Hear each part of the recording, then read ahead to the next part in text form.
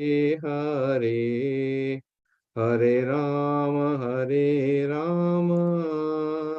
राम राम हरे हरे हरे कृष्ण कृष्ण कृष्ण हरे हरे हरे राम राम राम हरे हरे हरे कृष्ण कृष्ण कृष्ण हरे हरे हरे राम राम राम हरे हरे जय हरे कृष्ण कृष्ण कृष्ण हरे हरे हरे राम राम राम हरे हरे जय जय प्रभुपाद जय जय प्रभुपाद जय जय गुरुदेव जय जय गुरुदेव निताय गौर हरि बोल हरि बोल निताय गौर हरि बोल। श्री हरिनाम संकीर्तन की जय। थैंक यू प्रभु जी। तो प्रभु जी अभी भी भक्त लोग जुड़ रहे हैं प्रभु जी, क्योंकि कुछ लोग को आज जो टाइम के भक्त हैं, बाकी भक्तों का ड्यूटी भी रहता है, तो धीमे धीमे जुड़ते हैं। तो हम लोग मिलकर प्रभु जी का आज हम लोग स्वागत करते हैं और सभी भक्तों का स्वागत है। Like to welcome all the devotees for today's Saturday evening Bhagavad Gita study class. And today we are very fortunate to have with us His Grace Sanatan Prabhu जी। हम सबका परम सौभाग्य है आज के प्रभु जी का संग प्राप्त हो रहा है, और हम सब भक्त प्रभु जी को हर सप्ताह हम सब देखते हैं कार्यक्रम में कई स्थानों पर। और ऐसा बताया जाता है कि जहाँ पर हम जिस भी कांग्रेगेशन में रहते हैं, वहाँ पर जो भक्तगण हमारे साथ में रहते हैं और उनका जो सेवा भाव है, उनका जो आचरण है, उससे हम लोग बहुत प्रभावित होते हैं कांग्रेगेशन में, बहुत से भक्त। So we get so much inspiration from the devotees among us actually, who are there with us in the congregations for so many years. और फिर जब ऐसे भक्तों से श्रवण करने का अवसर प्राप्त होता है, when we get opportunity to hear from them, so their words have so much impact in our heart actually. तो उनके शब्दों से बड़ा प्रभाव पड़ता है, क्योंकि हम जानते हैं, देखते हैं कि वो लोग सदैव किस प्रकार से खाली वो बोल भी नहीं रहे हैं, उस प्रकार से उनका आचरण भी है, उनका व्यवहार भी उस प्रकार से है। और कई दिनों से हम भक्त लोग देखते रहते हैं, ऑब्जर्व करते रहते हैं। तो ऐसे भक्तों से श्रवण करना ये बड़ा लाभकारी होता है हम लोग के लिए। और प्रभु जी और माता जी दोनों लोग हम देखते हैं पिछले कई की सेवाएं, चाहे वो आर्थिक सेवाएं हों या प्रसादम की सेवाएं हों, डिवोटी को होस्ट करने के लिए कोई भी भक्त आते हैं तो उनके घर में प्रोग्राम के लिए प्रभु जी का घर हमेशा खुला रहता है। माता जी प्रभु जी दोनों मिल के सदैव पूरे हृदय से सभी भक्तों की सेवा करते हैं। और ये जो वैष्णव सेवा का जो भाव है, संघ से हम लोग के अंदर भी आने की संभावना रहती है। तो इसलिए ऐसे भक्तों से हमें श्रवण करना ये बड़ा लाभकारी होता है। तो हम सब मिलकर प्रभु जी ने अपना समय दिया, बहुमूल्य समय हम सबको आज देने जा रहे हैं। तो हम सब मिल करके all together like to welcome Prabhu ji by taking the shelter of the holy name. Hare Krishna Krishna Krishna Hare Hare, Hare Ram Ram Ram Ram. और पिछले कई सप्ताह में प्रभु जी ने अपना संग हमको वहां पर भी दिया, महाबोला में भक्तों को। तो वहां भी भक्तों बड़े प्रभावित हुए हैं प्रभु से श्रवण करके, उनका संग प्राप्त करके। और हम आशा करते हैं कि अभी भी आज भी जो भक्त यहाँ पर उपस्थित हुए हैं, हम लोग भी प्रभु के संग से बहुत लाभान्वित होंगे। We all be greatly benefited by Prabhu's association. Thank you, Prabhuji. Thank you for your association. Please, Prabhuji. Hare Krishna Prabhu, I've prepared myself in English. Fine, Prabhu. So you want me to translate or you can? आप तो बिल्कुल प्रभु जी, आप तो सक्षम है दोनों भाषाओं में बात करने के लिए। मैं कर सकता हूँ, लेकिन दोनों में करना है, मैं दोनों में करूँगा। कैसे करते हैं, मतलब क्योंकि आज दोनों तरह के लोग, we'll have a mixed crowd, mixed devotee। तो आप स्लाइड दिखा सकते हैं तो इंग्लिश में, और आप दोनों भाषाओं में बात करते हैं।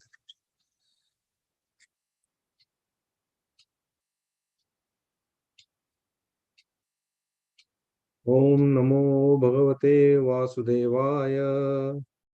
Om Namo Bhagavate Vasudevaya. Om Namo Bhagavate Vasudevaya. Narayanam Namaskritya Naram Chaiva Narottamam Devam Saraswatim Vyasam Tato Jayamudirayet Nashtaprayeshva Bhadreshu Nityam Bhagavata Sevaya Bhagavatyuttamal Shloke Bhaktir Bhavati Naishtiki. Hare Krishna. प्रभु जी, सबसे पहले तो मैं इसके बिल्कुल योग्य नहीं समझता अपने आप को कि मैं भगवत गीता पे कुछ अपने कुछ बात करूं, बोलूं. I don't find my self eligible really to talk about Gita and about Sri Krishna. But I'll only try to replicate what our acharyas have spoken before, and what personalities like Srila Prabhupada has guided us through his various books and various scriptures. He has been so kind, merciful to translate and write his purports on most of his these scriptures, and we can only replicate. मैं बिल्कुल अपने आप को इसके योग्य नहीं समझता कि मैं इन विषयों पे बात कर सकूं, लेकिन यहाँ पे मैं हमारे जो आचार्यों ने जो लिख के हमको दिया है, जो उन्हीं की उसी में पुनरावृत्ति यहाँ पे करूँगा, उसी को दोहराऊंगा, और आशा करता हूँ कि आपको इसका कोई कुछ मैं फायदा तो नहीं बोलूँगा, लेकिन आपके इसमें आपके you will be benefited out of what I'm going to talk. And I really thank from the bottom of my heart to Prabhuji and the entire congregation to spare your time to listen to me. And I hope I can do justice to the subject, because the subject itself is so so difficult, and it is from the chapter which is Raja Guhya. It is such a गुह्यतम ज्ञान जिस पे बात करना और ज़्यादा कठिन हो जाता है. सो आज मुझे इस 9वें भगवद गीता के 9वें अध्याय का 20वां श्लोक मुझे बताया गया कि उस पे हम बात करें. तो हम शुरू करते हैं. हरे कृष्णा. त्रैविद्या मां सोमपापूत पापा यज्ञैरेष्ट्वा सर्गन्ति प्रार्थयन्ते ते पुण्यमासाद्य सुरेन्द्रलोकम् अश्नन्ति दिव्यान् दिवि देव भोगान्. त्रैविद्या मां सोमपापूत पापा यज्ञैरेष्ट्वा स्वर्गतिं प्रार्थयन्ते ते पुण्यमासाद्य सुरेन्द्रलोकम् अश्नन्ति दिव्यान् दिवि देव भोगान्. त्रैविद्या मां सोमपापूत पापा यज्ञैरेष्ट्वा स्वर्गतिं प्रार्थयन्ते ते पुण्यमासाद्य सुरेन्द्रलोकम् अश्नन्ति दिव्यान् दिवि देव भोगान्. Synonyms: Traividyam, the knowers of the three Vedas. Mam, me. Somapa, drinkers of Soma juice. Puta Papa, Puta, purified. Papa, of sins. Yadnir, with sacrifices. Ishtva, worshipping. Swaragatim, passage to heaven. Prathayante, pray for. Te, they. Punyam, pious. Asadya, attaining. Sura Indra, of Indra. Lokam, the world. Ashnanti, enjoy. Divyan, celestial. Divi, in heaven. Deva Bhogan, the pleasures of the God. प्रभु जी unfortunately ये synonym का translation मेरे पास नहीं है हिंदी में।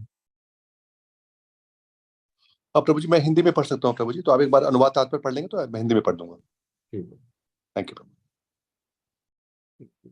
Translation and purport by Srila Prabhupada. Srila Prabhupada ki jai. Translation. Those who study the Vedas and drink the Soma juice, seeking the heavenly planets, worship me indirectly. Purified of sinful reactions, they take birth on the pious heavenly planet of Indra, where they enjoy godly delights. Purport. The word Traividya refers to the three Vedas, Sama, Yajur, and Rig. A Brahmana who has studied these three Vedas is called Traividya, Trivedi. Anyone who is very much attached to the knowledge derived from these three Vedas is respected in society. Unfortunately, there are many great scholars of the Vedas who do not know the rituals, who do not know the ultimate purport of studying them. Therefore, Krishna herein declares himself to be the ultimate goal for the Trivedis. Actually, actual Trivedis take shelter under the lotus feet of Krishna and engage in pure devotional service to satisfy the Lord. Devotional service begins with the chanting of the Hare Krishna mantra and side by side trying to understand Krishna in truth. Unfortunately, those who are simply official students of the Vedas become more interested in the offering sacrifices to the different demigods like Indra and Chandra. By such endeavor, the worshippers of different demigods are certainly purified of the contamination of the lower qualities of nature and hereby elevated to the higher planetary systems or heavenly planets known as Maharloka, Janaloka, Tapaloka, etc.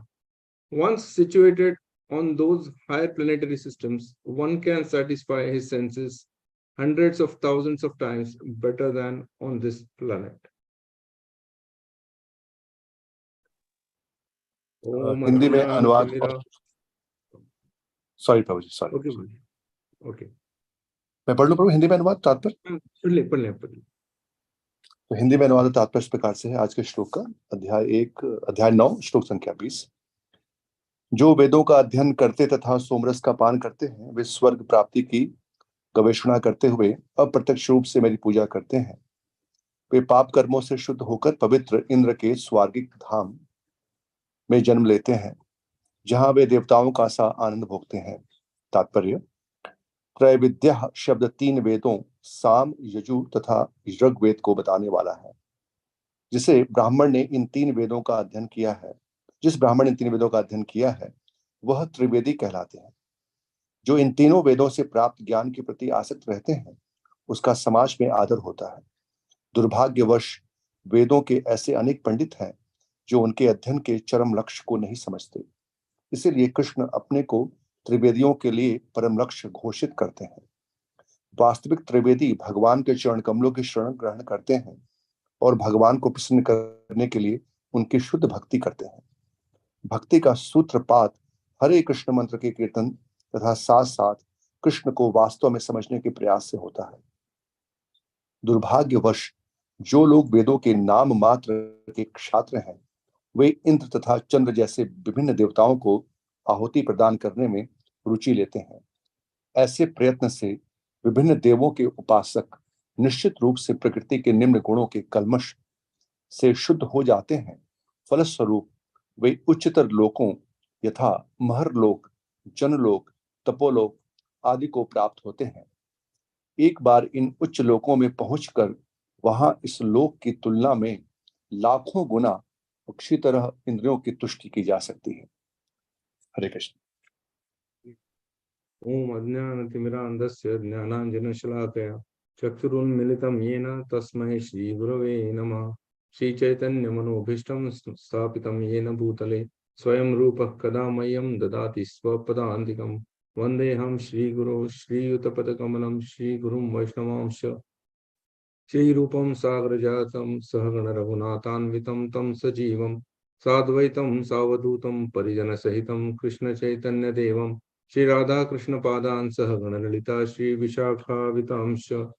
हे कृष्ण करुणा सिंधु दीन बंधु जगतपते गोपेश गोपिका कांत राधा कांत नमोस्तुते तप्त कांचन गौरांगी राधे वृंदावनेश्वरी वृषभानुसुते देवी प्रणमामि हरिप्रिये वाञ्छाकल्पतरुभ्यश्च कृपा सिन्धुभ्य एव च पतितानां पावनेभ्यो वैष्णवेभ्यो नमो नमः नमो महावदान्याय कृष्ण प्रेम प्रदायते कृष्णाय कृष्ण चैतन्य नाम्ने गौरत्विषे नमः नमो विष्णुपादाय कृष्णपृष्ठाय भूतले श्रीमते भक्तिवेदांत स्वामी निति नामिने नमस्ते सारस्वते देवे गौरवाणी प्रचारिणे निर्विशेष शून्यवादी पाश्चात्य देशतारिणे जय श्री कृष्ण चैतन्य प्रभु नित्यानंद श्री अद्वैत गदाधर श्रीवासादि गौर भक्त वृंद हरे कृष्ण कृष्ण कृष्ण हरे हरे हरे राम राम राम हरे हरे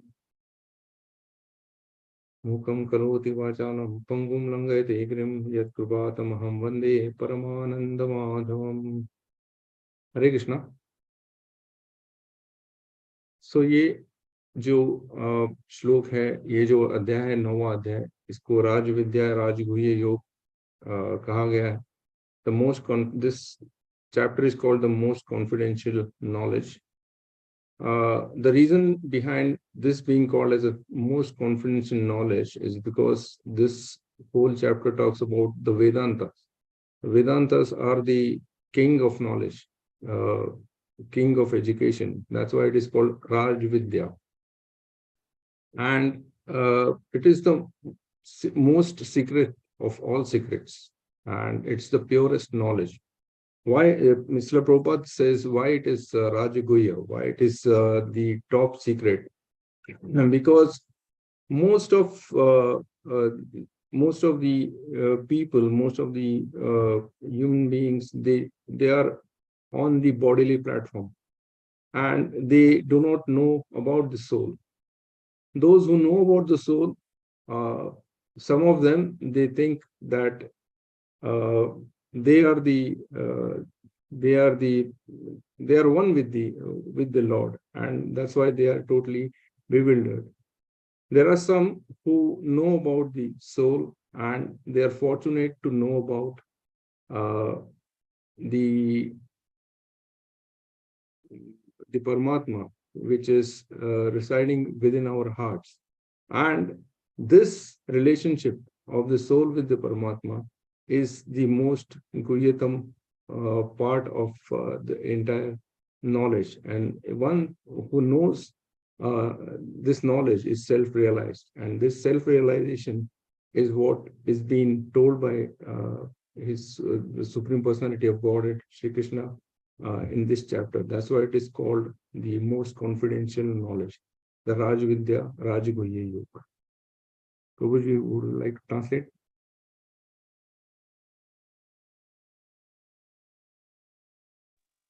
तो इस अध्याय का नाम है राज विद्या सॉरी परम गुह्य ज्ञान। तो परम गुह्य ज्ञान को बताया जा रहा है इसको क्योंकि जो वेदांत है, सभी वेदों का जो निष्कर्ष है, वो जो प्रकट किया गया है किस प्रकार से परमात्मा का ज्ञान, भगवान का ज्ञान, तो इसी को यहाँ पर परम गुह्य, जो उससे भी ऊपर उठ करके हमको साक्षात भगवान का ज्ञान देते हैं, उनको परम गुह्य ज्ञान बताया गया है।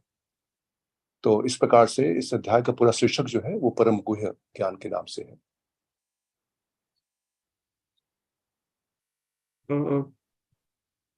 ये जो हम अभी 20वां श्लोक देख रहे हैं, इसके पहले का कोई श्लोक है, उनमें क्या क्या भगवान कृष्ण हमको बताते हैं, उसका एक will just try to take a recap of what Shri Krishna has told us prior to this श्लोक. And on the if we go by the shloka, the 10th shloka, which talks about Krishna being the Adhyaksha, the president, and he's directing the entire material creation, and it operates under his direction. In the shloka 11 and 12, it talks about people who do not know about Krishna, and they continuously contempt him, and they dwell in the demoniac or the atheistic realms, and their hope for liberation and fruitive actions, activities, and culture of knowledge, they are all defeated. In the shlokas 13 and 14, Krishna has explained us the qualities of Mahatma. In the 15th slok, types of worshippers have been explained. We'll look at them in the next slide. In the sloka 16 to 19, Krishna talks about the Vishwarupa Upasaks.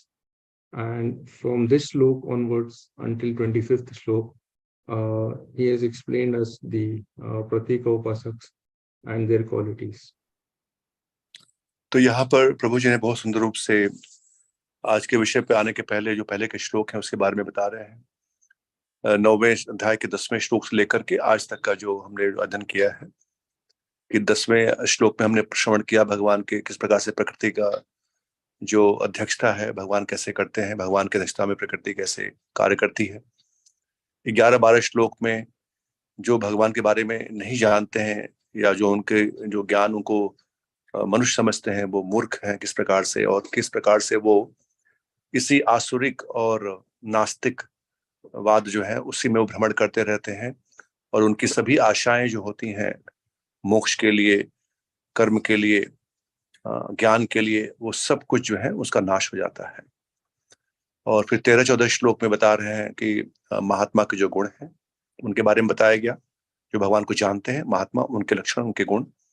15वें श्लोक में हमने ये अध्ययन किया जो भी आगे हम देखने वाले हैं, किस प्रकार से 3 कोटियों के जो उपासक हैं उनके बारे में। और 16 से 19 श्लोक जो है वो तीन में से जो एक उपासक जो विश्वरूप उपासक हैं उनके बारे में हमने श्रवण किया। और आज से लेकर के 25वें श्लोक तक, 20 से 25 श्लोक तक हम लोग जो दूसरे वाले उपासक हैं, प्रत्येक उपासक, उनके बारे में हम श्रवण करने जा रहे हैं।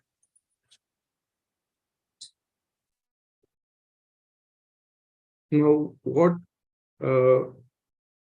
Sri Krishna has explained to us about the 3 types of worshippers. One is Ekatvena, then Pruthatvena, and Vishwatomukham. Ekatvena, these are the worshippers who identify themselves with the Super Soul, the Supreme Lord. So they think they are one with the Supreme Lord. And their upasana, their worship is called Ahankara Upasana. Pratatvena, these are the worshippers who contact some form of the Supreme Lord and worship that. So they basically do the demigod worship, and their worship is called Pratik Upasana. And the third type is called the Vishwatomukham.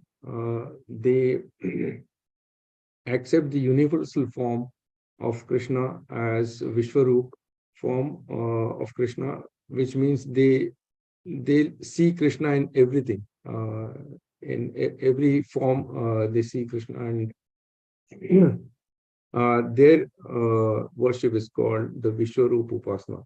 So from this particular shlok, the shlok 20 onwards, we are going to see the descriptions of Pratika Upasak, which is the demigod worshippers. तो यहाँ पर प्रभु जी ने बहुत सुंदर slide बना रखी है। देखिए, इसमें बता रहे हैं किस प्रकार से जो 3 प्रकार के उपासक बताए गए 15वें श्लोक में, जो ज्ञान के द्वारा ज्ञान यज्ञ में लगे रहते हैं। तो उसमें सबसे पहले बताया गया यहाँ पर कि जो परमेश्वर तथा अपने को एक मान करके पूजा करने वाले हैं, एक ही मानते हैं वो, तो इनको अहंकार उपासना कहा गया है। और दूसरे जो हैं जो अपने परमेश्वर के किसी भी मनोकल्पित रूप की पूजा करते हैं। वो मनोकल्पित रूप कुछ भी हो सकता है, मतलब किसी को भी वो विष्णु, जैसे किसी भी देवताओं को भी या किसी लोकपाल को भी वो विष्णु मान करके उनकी पूजा करते हैं, मनोकल्पित रूप की पूजा करते हैं, प्रतीक, वो प्रतीक उपासना। और तीसरे जो हैं वो विश्वतोमुखम, जिनको विश्व रूप उपासना कहते हैं, जिसमें कि वो भगवान के विश्व रूप की पूजा करते हैं। तो जो कि 16 से 19 श्लोक तक था। और आज हम लोग जो है ये 20वां श्लोक, ये प्रतीक उपासना के ऊपर हम लोग अध्ययन करने जा रहे हैं।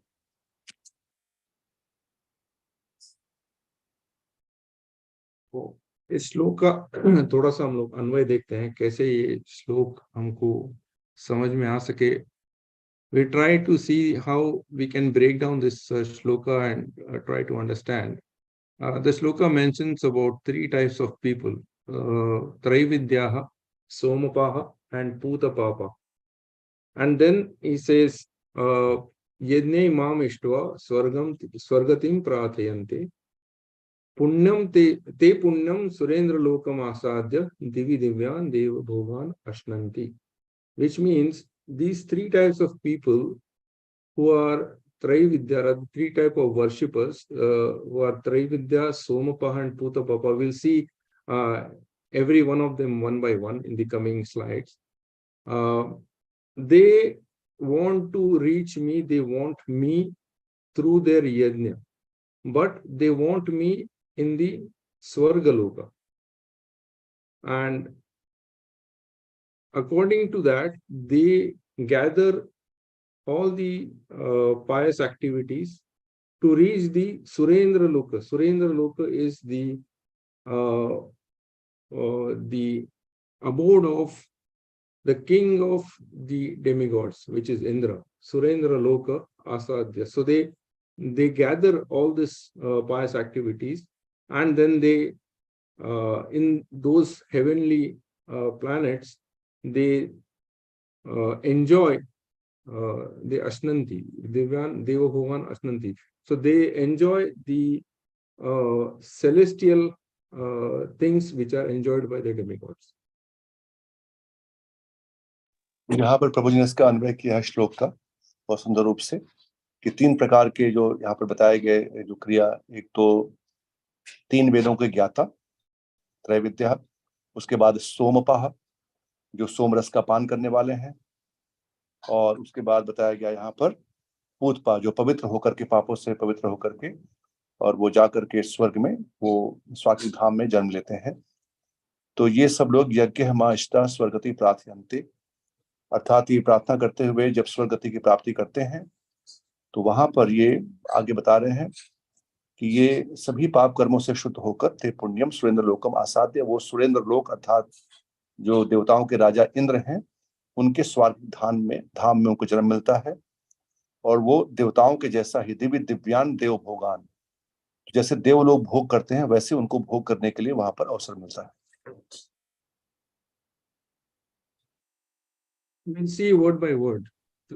Traividya. Traividya refers to the jnanis who have studied three Vedas.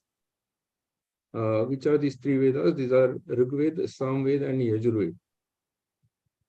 Now, when we study Veda, there are two things. One is Veda normally gives you all the karma kanda activities, but the essence of Veda is to reach to Krishna. But when these people, they have studied all the three Vedas, what they normally do is they perform these Vedic rituals like yajnas, and they want to reach the heavenly planets. They want to reach the planets of their Ishta Devata, of their prescribed demigods. And they are not directly looking for going back to Krishna. So these are the people who are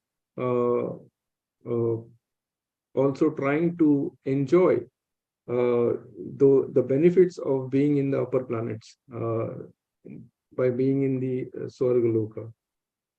We have seen in the previous chapter, also in chapter 2, shloka 42 and 43, where Krishna also says that Yamimam pushpitam vacham pravadanta vipaschitaha vedavadarataha partha nanyadasti iti vadinaha. So Krishna says that these people get carried away with the flowery language of Veda, and they are actually short of knowledge. They, vipaschita, they are short of vipaschita, they are short of knowledge, and they don't understand that Vedas are to reach to me.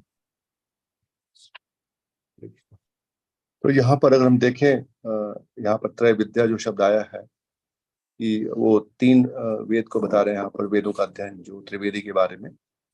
तो वो लोग जो अध्ययन करते हैं विशेष रूप से, हालांकि उसका परम लक्ष्य तो है भगवान के चरण कमलों की शरण ग्रहण करना, लेकिन दुर्भाग्यवश जो लोग केवल नाम मात्र के छात्र होते हैं, प्रभुपाद लिखते हैं यहाँ पर, तो वो लोग इंद्र और चंद्र जैसे विभिन्न देवों की को ही आहुति प्रदान करते हैं। और प्रभु जी करें जैसे बताया गया, पिछले अध्याय में बताया गया, दूसरे अध्याय में हम देखते हैं कि जहाँ पर वो वेदों के जो पुष्पिताम वाचाम, जो ऐसे शब्द हैं जो बड़े लुभावने हैं, पुष्प के जैसे बड़े अच्छे लगते हैं, लेकिन चूंकि पुष्प की आयु बड़ी कम होती है, तो ये मतलब बड़े सीमित फल जो प्राप्त होने वाले हैं उससे, तो उस प्रकार की चीजों से जो आकर्षित होकर के वो आहुति प्रदान करते हैं, तो ऐसे प्रयत्न से वो विभिन्न देवों के उपासक निश्चित रूप से प्रकृति के गुणों से शुद्ध होते हैं, लेकिन वो उच्च लोगों की प्राप्ति करने पर भी जैसे जो वास्तविक उद्देश्य प्राप्त करना चाहिए वो प्राप्त नहीं कर पाते।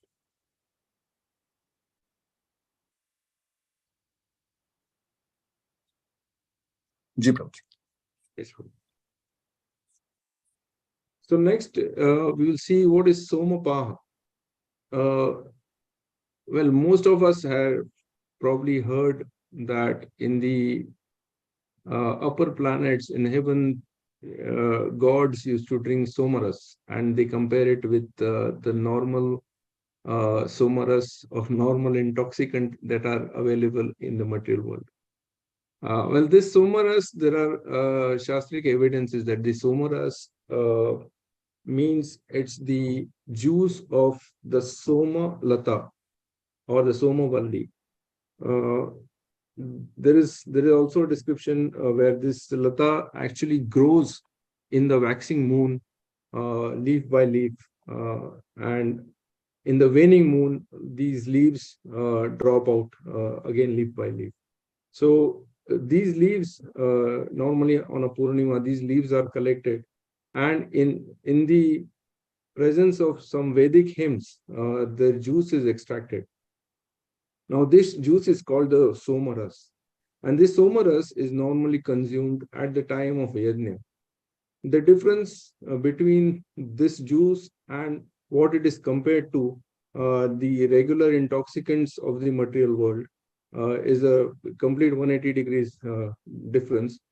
The material intoxicants, they take you to the tamogun, they take you down, whereas the somaras is supposed to take you upwards to the sattvagun, and it will help you to cleanse your papa, your sinful reactions. And that's the reason why soma ras is consumed at the time of doing these Vedic yajnas. So that is somapa. So these worshippers who drink this soma juice are called somapaha. Now putapapa is these worshippers who have been performing the yajna as per the Vedic rituals and drinking the soma juice, their sinful reactions, their papa will be cleansed. They will get rid of their papa, but only to an extent which obstructs their entry into the Swargaloka. The papas which are obstructing them to enter into the Swargaloka, those papas have been cleansed. Those people are called Puta Papa. तो यहाँ पर देख सकते हैं दूसरा फिर त्रैविद्या के बाद सोमपाह और पूत पापा शब्द आता है श्लोक में। तो प्रभु जी ने बहुत सुंदर व्याख्या की है यहाँ पर सोमपाह की और पूत पापा की, कि सोमपा मतलब जो सोम रस का पान करने वाले हैं उनको सोमपा कहा जाता है। तो सोम रस जिसको हम लोग ज्यादा लोग समझ पाते हैं या कह लीजिए गलत समझते हैं कि वो यहाँ के जो मदिरा होती है जो इस जगत में, उससे उसका तुलना करते हैं, लेकिन हमें समझना पड़ेगा कि जो सोम रस है ऊपर के लोगों में, वो विशेष रूप से चंद्र को सोम कहा जाता है। तो वहां पर जो उनके कृष्ण पक्ष और शुक्ल पक्ष में जब पूर्णिमा आती है तो ये एक एक पत्तियां उसकी निकलती हैं, और शुक्ल पक्ष में वो कृष्ण पक्ष में वो पत्तियां गिरती हैं ये करके, और उसी से वो ये रस निकालते हैं। और इसका विशेष गुण ये है कि ये जब यज्ञ किया जाता है तब इसका लोग पान करते हैं वहाँ के निवासी। लेकिन जैसे यहाँ का जो मदिरा का सेवन है, यहाँ के मदिरा के सेवन से लोग तमोगुण में जाते हैं और वो अपने जो उनकी चेतना होती है उसमें नहीं रहते हैं। लेकिन सोम रस का पान करने से लोग ऊपर के गुणों में जाते हैं, सतोगुण की ओर उन्मुख होते हैं। और इसीलिए वैदिक जब यज्ञ होते हैं वहां पर तो उस समय इसका पान किया जाता है, जिससे कि लोग चेतना ऊपर हो सके। और इसका पान करने से वो शुद्ध भी होते हैं, जैसे हमें बताया गया कि पूत पापा, वो लोग पवित्र होते हैं। किस प्रकार से पवित्र होते हैं यहाँ पर बताया गया कि ऐसे जो पाप जो उनको स्वर्ग में जाने के लिए रोकते हैं, उस पापों को दूर किया जाता है। तो इस प्रकार से इनको पूत पापा भी कहा जाता है, सोम पापा, सोमपाह और पूत पापा।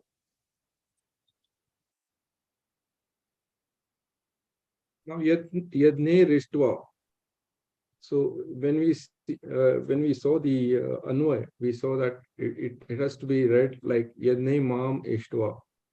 So they are actually worshipping Krishna through this yajna. But since their objective is not to attain Krishna, they are worshipping a form of Krishna, which is Indra. So they're actually doing the worship, but in the wrong form. Krishna is here actually referring himself as Indra, because when somebody performs a yajna and aspires to go to the heavenly planet, the adhipati of that planet is Indra or some demigod. And if he is aiming at Indra, we know Krishna is everything, right? So Krishna is, Indra is also a part of Krishna. So Krishna says they are worshipping me, but not directly.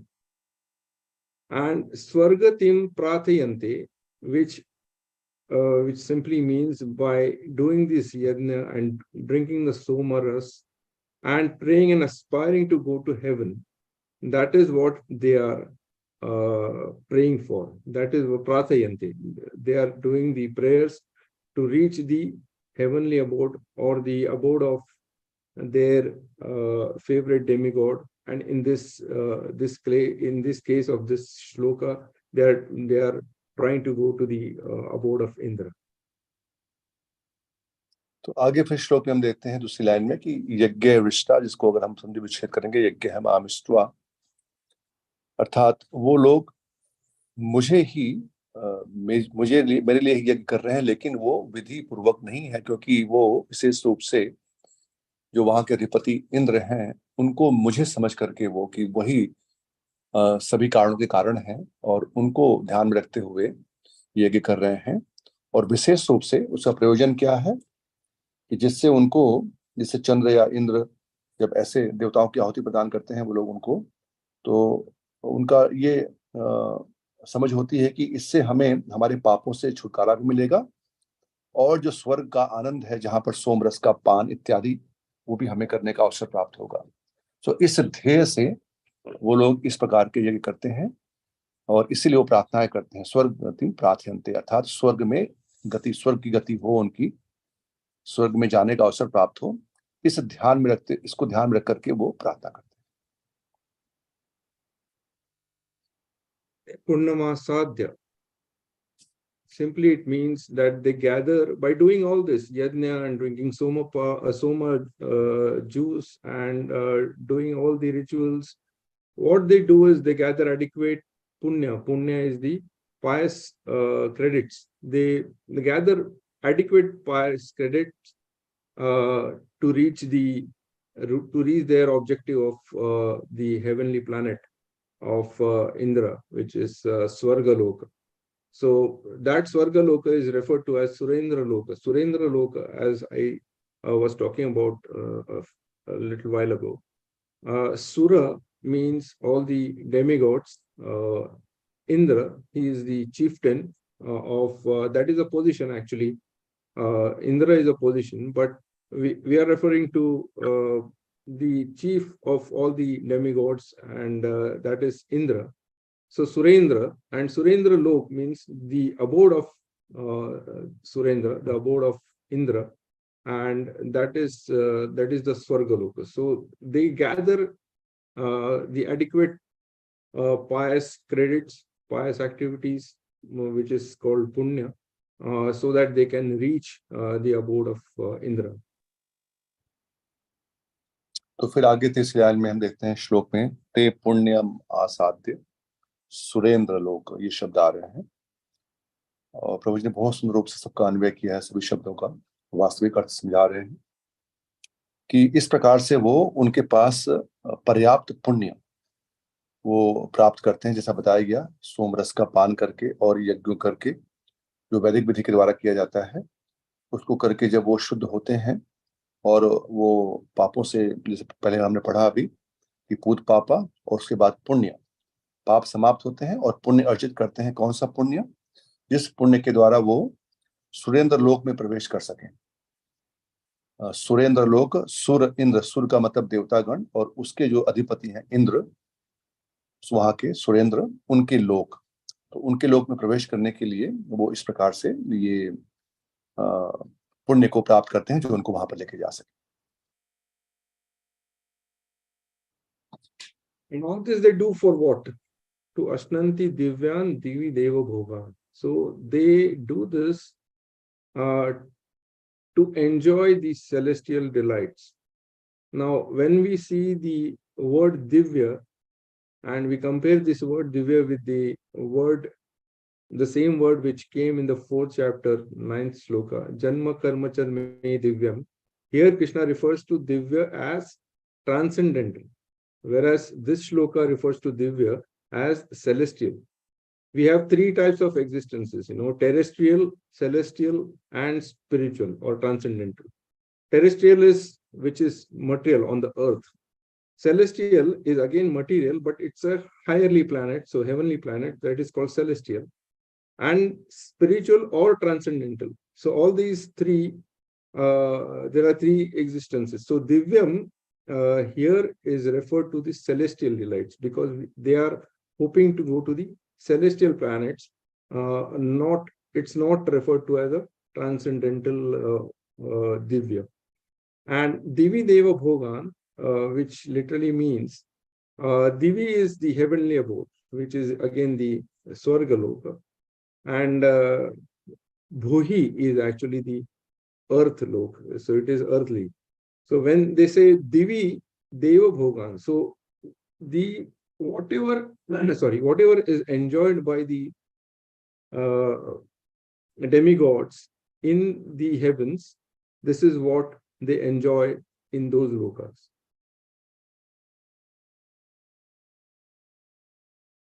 Hare Krishna. Yes, sorry, Prabhuji. तो आगे फिर आके अश्नंती दिव्यान और दिवी देव भोगान। तो यहाँ पर बताया कि जो भोग करते हैं किसका, जो यहाँ पर जो दिव्यान का मतलब भगवान कहते हैं कि दिव्य होते हैं मेरे जन्म कर्म, तो वो यहाँ पर ये दिव्य शब्द नहीं है, क्योंकि इसके 3 अर्थ बताए गए, बता रहे हैं बहुत सुंदर रूप से कि एक तो इसी भौतिक जगत में जो अद्भुत वस्तु है, या फिर भौतिक जगत में लेकिन मध्य के लोक में नहीं, ऊपर के लोकों में। तो पहला वाला मध्य लोक में, उसके पश्चात ऊपर के लोकों वाले, इसको स्पेशल बताया गया यहाँ पर। और जो उसका वास्तविक अर्थ जो हम समझ में भगवान कह रहे हैं कि जब वो कहते हैं कि मेरे जन्म कर्म जब दिव्य हैं, वो दिव्य स्तर पर, पूर्ण दिव्य स्तर पर, अर्थात इस भौतिक जगत के परे आध्यात्मिक दिव्यता की बात की जाती है। तो यहाँ पर जो बात की जा रही है कि वो ऊपर के लोगों के जो आनंद है उसका भोग करना, उसको यहाँ पर दिव्यान कहा गया है। जैसे कि स्वर्ग लोक में या उच्च लोकों में वो इस प्रकार से जो देवतागण जो भोग करते हैं, जो ऊपर लोक के निवासी, उस प्रकार के भोग करने का अवसर उनको प्राप्त होता है। जी प्रभु। So we'll now quickly see the summary of this sloka.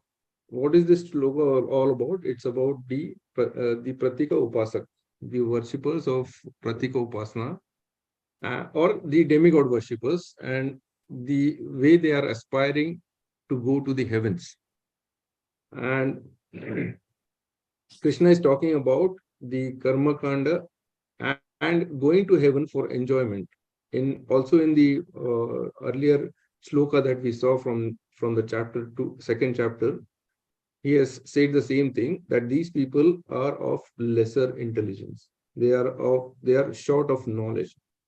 According to Krishna, these people are actually worshipping me, but not directly. This also we saw, that they are worshipping Indra, but they are not worshipping Krishna. So they do not have the concept of, or they do not have the urge to go back to Krishna, but they have the urge to go to such a planet where they can do all the sense enjoyment in those planets as good as or equally to the demigods.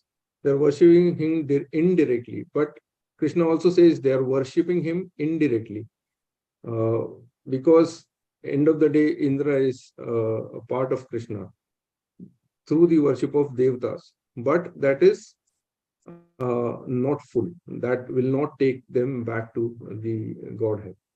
Also, their desire is not to go back to Godhead, but to go to the higher planets of their worship demigods to enjoy what the demigods enjoy. This is what we just now spoke about. Here Krishna says even karma kandi rituals are also his worship, but because it is not done in Krishna consciousness, so when they do this kind of worship, there is no Krishna consciousness in this worship, and there is actually a focus on material enjoyment, whether it is in this world or it is in the heavenly or the upper planetary worlds. But the whole target is to do all sorts of sense enjoyment. If I don't know, when we have seen some pujas which happen at our places before we all came into Krishna consciousness. These general Vedic rituals, these pujas, at the end of the puja there is a slok which I always heard the Purohit chanting. The words said, Rupam Dehi, Dhanam Dehi, Yasho Dehi, Disho Jahi, Putran Dehi, Dhanam Dehi, Sarva Kamansha Dehi. This is a very common shloka which normally is heard at the end of every puja that used to happen, before, in the regular puja, if you see. So what does that mean? Rupam Dehi, again, give me Roop. Roop is what? A material characteristic. Dhanam Dehi. Dhanam is again, it's all material enjoyment. Yasho Dehi. Yasho Dehi is give me fame. The fame is again, material thing. Dvisho Jahi. Take care of my enemies, my shatrus. Putran Dehi, Dhanam Dehi. All this is in the material world. So all these Vedic rituals are actually performed without the Krishna consciousness, with the full focus on material enjoyment. तो बहुत अच्छे से प्रभु ने श्लोक यहाँ पर इसको summarise किया है, इसका निष्कर्ष बता रहे हैं यहाँ पर किस प्रकार से क्या क्या बिंदु इस श्लोक में है। जैसे बताया गया कि ये प्रतीक उपासना के ऊपर श्लोक है। ये जो प्रतीक उपासक हैं या फिर यहाँ पर कहा जाए कि देवताओं के उपासक हैं। अभी आगे भी श्लोक आएगा इसी श्रृंखला में, यहाँ पर भगवान कहते भी हैं कि ये लोग क्या करते हैं कि लोग विशेष रूप से वेदों के जो नाम मात्र के छात्र हैं वो उसको जो उसके सार को नहीं समझ पाते, वो केवल ये आहुतियां करते हैं विशेष रूप से ये स्वर्गीय आनंद की प्राप्ति के लिए।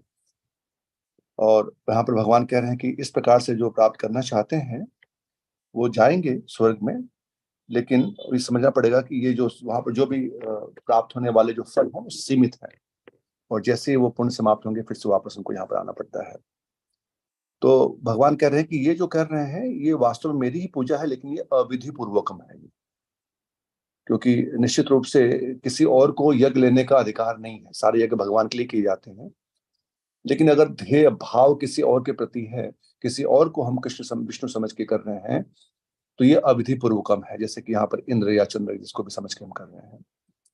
फिर आगे कह रहे हैं कि ये अप्रत्यक्ष रूप से मेरी ही सेवा है, लेकिन क्योंकि ये देवताओं के द्वारा की जा रही है। और जैसा हमने पहले भी देखा कि विराट रूप में भगवान के वो सभी देवतागण भी उनके शरीर में निवास कर रहे हैं, सब लोग वहां पर उनके ही अंश हैं। तो ये अविधि पूर्वकम और ये अप्रत्यक्ष सेवा है। और फिर आगे कह रहे हैं कि उनकी जो इच्छा है वो भगवत धाम वापस जाने की नहीं है, वो अभी भी इसी लोक में या उच्च लोकों में आनंद प्राप्त करने की है। जैसे देवतागण हैं उस प्रकार से उच्च आनंद प्राप्त करने की, मतलब इस प्रकार के उच्च, जो इस देवतागण जो प्राप्त कर रहे हैं उच्च लोकों में।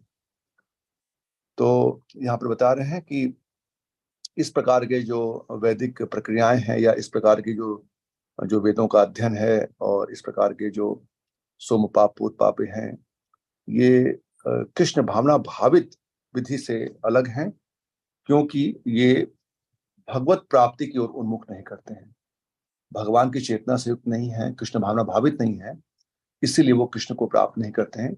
आगे श्लोक में हम पढ़ेंगे, वो उन्हीं देवताओं के लोक में जा पाते हैं जिनको प्रतीक मान करके वो उनकी उपासना करते हैं। जी प्रभु जी। As you rightly said, this slok actually has a suffix, which is the next slok, and they both go together. Now, my scope here was 9.20 only, but I'll just refer to the next slok because it is extremely relevant to the previous slok, which is 9.20.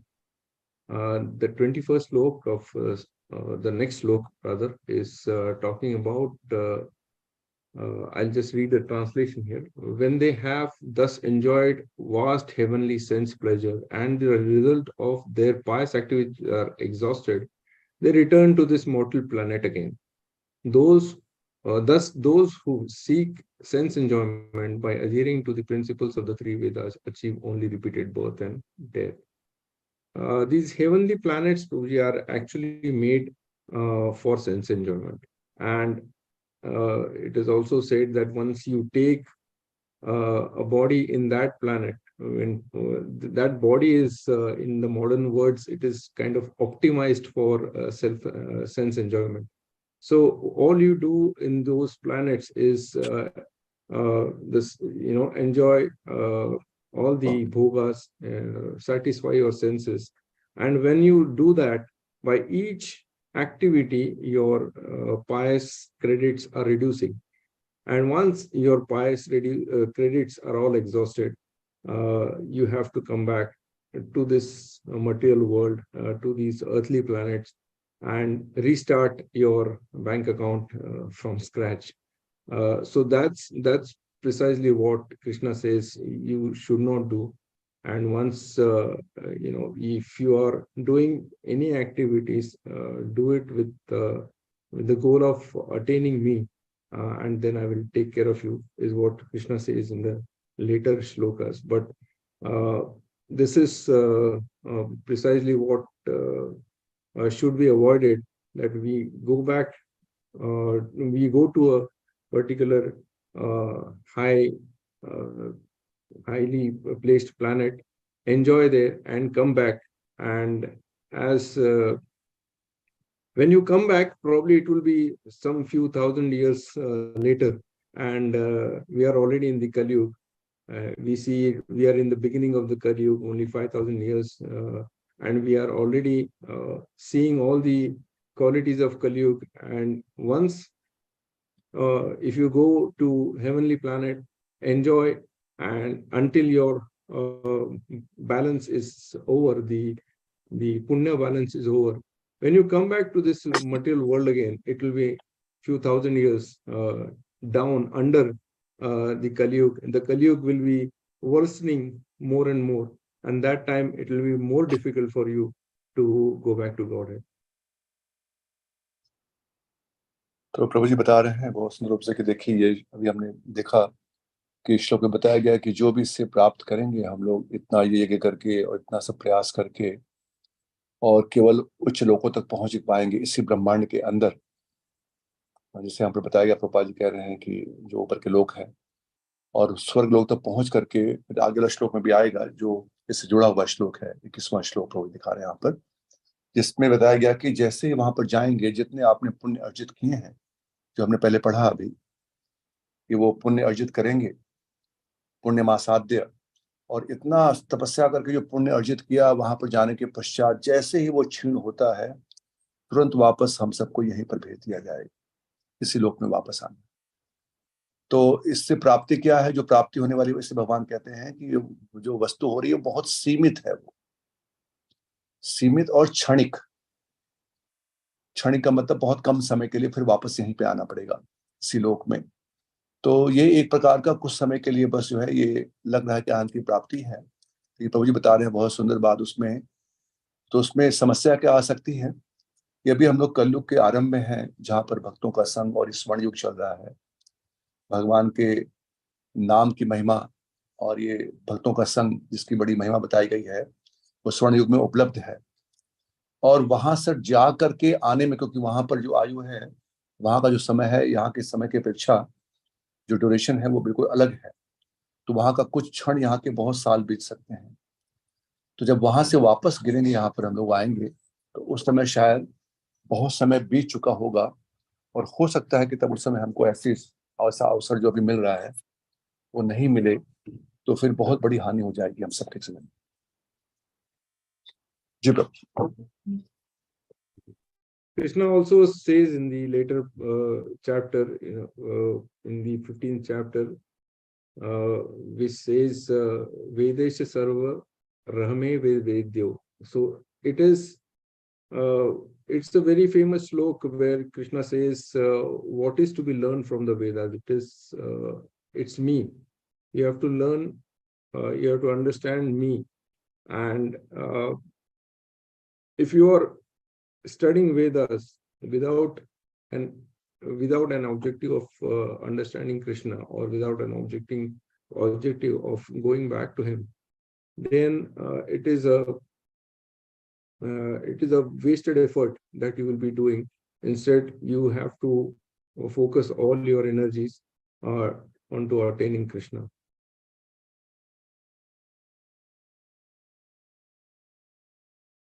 यहाँ पर हम देख सकते हैं कि 15वें अध्याय में भी भगवान जैसे बता रहे हैं, तो वहां पर भगवान बता रहे हैं बहुत साफ साफ कि वेदों के अध्ययन का जो वास्तविक लक्ष्य उद्देश्य है वो क्या होना चाहिए। वो कह रहे हैं कि इसके द्वारा मुझे ही, वेदस्य सर्वर अहम वेद्य, अहम एव वेद्यो, कि मुझे ही जाने जाना चाहिए। तो इसीलिए किसी भी शास्त्र का प्रयोजन हमें जानना चाहिए कि प्रयोजन क्या है। जब प्रयोजन उद्देश्य मालूम पड़ जाता है, तो उसी उद्देश्य के साथ में हम उसका अध्ययन या सेवा करते हैं कि उसी वस्तु की प्राप्ति के, उसी वास्तव वस्तु की प्राप्ति के। तो इसलिए भगवान ने यहाँ पर बता दिया साफ साफ कि वेदों का उद्देश्य क्या है। तो अगर हम ये नहीं इच्छा है और ये हम नहीं समझ पा रहे कि उद्देश्य क्या है, और तब हम इस प्रकार के, जैसे बताया गया पुष्पिताम वाचाम, तब हम लोग इस प्रकार से इन लुभावने शब्दों में और इनकी ओर आकर्षित हो सकते हैं, और हमारा गंतव्य स्थान जो है वो पूरा बदल जाएगा।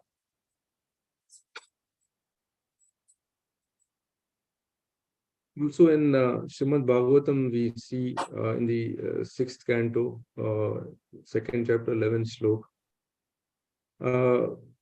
Here, it is said, by following the Vedic ritualistic ceremonies or undergoing atonement, sinful men do not become as purified as by chanting once the holy name of Lord Hari.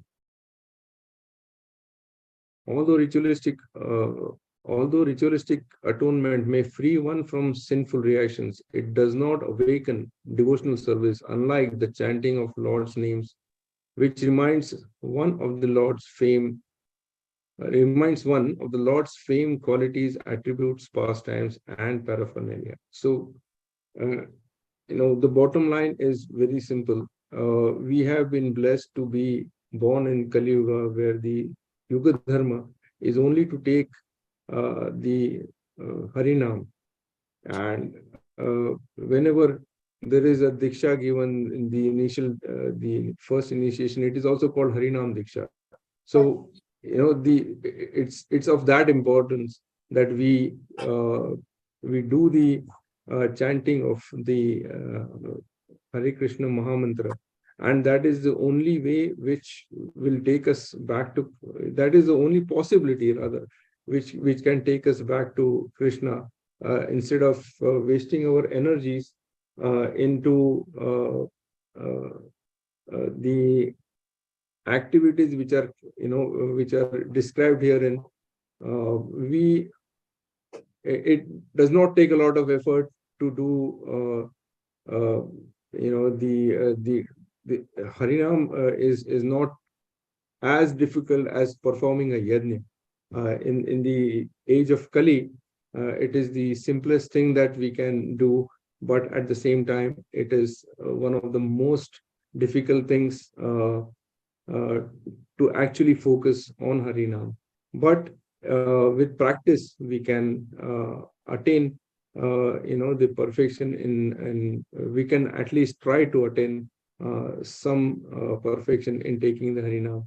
So, this is the simpler method in Kali Yuga, which has been prescribed, instead of going through the difficult methods, and again, not attaining what we should be attaining, which is Lord Krishna.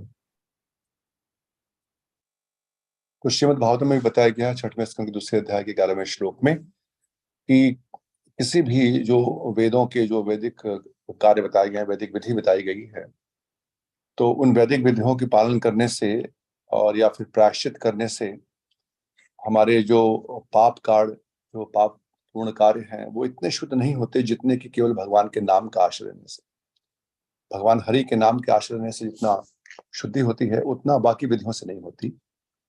हालांकि हो सकता है कि बाकी जो विधियां हैं, प्रायश्चित की विधियां, वो हमको पाप पूर्ण जो प्रतिक्रियाएं हैं उससे दूर कर सकें, लेकिन वो हमारे हृदय में भगवान के प्रति प्रेम उत्पन्न नहीं कर पाती, जैसे कि भगवान के नाम के माध्यम से होता है।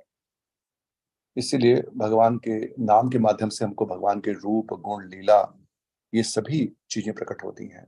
ये केवल नाम के माध्यम से संभव होता है। प्रभु जी कह रहे हैं कि हम लोग बड़े सौभाग्यशाली हैं कि हम लोग कलयुग के उस समय में हैं जहां पर कि ये युग धर्म जो नाम है उनकी बड़ी महिमा, और चैतन्य महाप्रभु को सुवर्ष पूर्व आकर के उन्होंने इसका आंदोलन जो शुरू किया है, ये संकीर्तन आंदोलन, इसमें जो भी भाग लेंगे बड़ी आसानी के साथ में। तो कलयुग में ये सबसे सहज विधि है और सबसे उत्तम विधि है, सहज भी है और सर्वोपरि भी है।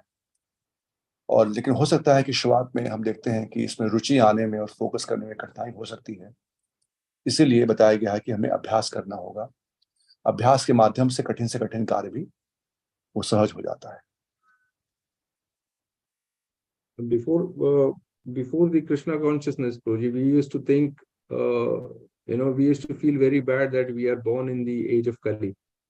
We used to think what sins we have made that we are born in the age of Kali. But now we really think that we are really fortunate to have born in the age of Kali, because the process of attaining Krishna has been made so simple, and we've been lucky to have acharyas, and we've been lucky to have Sri Gauranitai, Srila Prabhupada, Srila Bhakti Siddhanta Saraswati Thakur Prabhupada, and all our Gurujan, who are here to guide us and handhold us to this process. And they are, they are kind of taking us towards Krishna, which would have been much difficult in the other yugas where the processes are so difficult. प्रभु जी कह रहे हैं, बहुत अच्छी बात बता रहे हैं कि देखिए हम लोग कितने सौभाग्यशाली हैं। प्रभु जी कह रहे हैं कि पहले मैं सोचता था कि ये विधि प्राप्त करने के पहले, कृष्ण भक्ति में आने से पहले, कि हम लोग, हो सकता है कि हमने बहुत पाप किया होगा तभी हमको कलयुग में जन्म मिला है। लेकिन जब हम शास्त्रों का अध्ययन करते हैं तो ज्ञात होता है कि कलयुग में विशेष रूप से और भारत भूमि में जन्म मिलना, इसके तो देवता लोग भी तरस रहे हैं, और विशेष रूप से चैतन्य महाप्रभु, गौर निताय और ऐसे हमारे आचार्यगण, श्री प्रभुपाद, श्री भक्ति सिद्धांत ठाकुर महाराज, हमारे गुरुजन लोगों ने इतने सुंदर रूप से इस कलयुग के स्वर्ण युग की जो विधि है हम सबको दे रखी है। हम सबका हाथ पकड़ करके इस विधि पर, इस पथ पर हमको लेकर के आगे बढ़ रहे हैं, चलने के लिए प्रेरित कर रहे हैं, जो कि बाकी युगों में भगवत प्राप्ति के लिए बहुत कठिन उपाय थे। इस कलयुग में इस संकीर्तन आंदोलन के माध्यम से गौरदाई की कृपा से बड़ा सहज है ये, और गंभीरता से कोई अगर प्रमाणी गुरु के आश्रय में इस पर आगे बढ़ते हैं तो जीवन कितना, देखिए कितना सहज और सर्वोपरि जो लक्ष्य है, जो बाकी युगों में बहुत कठिन था, इस युग में हमको आराम से प्राप्त, मतलब आसानी के साथ में प्राप्त हो सकता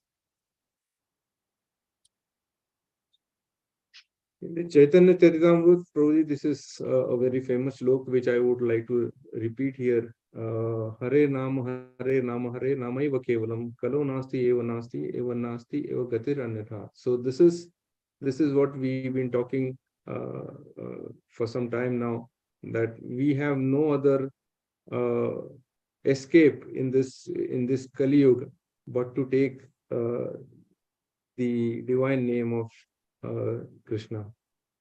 I think I'll stop here, Prabhuji. I really apologize if I have committed any errors in this presentation, and I am sure that all the Vaishnavas listening to me are very merciful to forgive me if I've done any mistakes. Hare Krishna. प्रभु बोल रहे हैं कि ये जो श्लोक है चरितामृत में इंगित किया गया है बृहद नारदी पुराण से। अभी हम लोग इसके बारे में चर्चा कर रहे थे कि किस प्रकार से ये इस कलयुग में और कोई उपाय गति है ही नहीं, एकमात्र केवल यहाँ पर बताया गया है कि केवल एकमात्र यही उपाय है भगवान के नाम का आश्रय लेना। हरे नाम एव केवलम, केवल यही उपाय, और कोई उपाय नहीं भगवत प्राप्ति या भगवान का प्रेम हमें प्राप्त करा सकता है। और प्रभु जी कह रहे हैं कि इसलिए हम सब बड़े सौभाग्यशाली हैं कि हम सबको ये नाम मिला है। इस दिव्य गुरु शिष्य परंपरा में बड़ी गंभीरता के साथ में हम लोग इसको ग्रहण करके और अपने जीवन को धन्य बनाएंगे।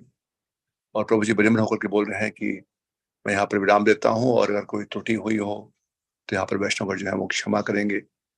और लेकिन हम सब जानते हैं कि बहुत सुंदर रूप से प्रभु जी ने बताया है आज की पूरे इस विषय वस्तु को, इतने सुंदर रूप से इतनी अच्छी स्लाइड्स बनाई हैं प्रभु जी ने। So thank you so much, Prabhu. It was so wonderful. Thank you so much. Although it was, as you mentioned, the topic was not so easy, but you made it so comfortable to understand. आपने इतने सुंदर रूप से सभी श्लोकों के हर एक शब्द को आपने व्याख्या करके उसका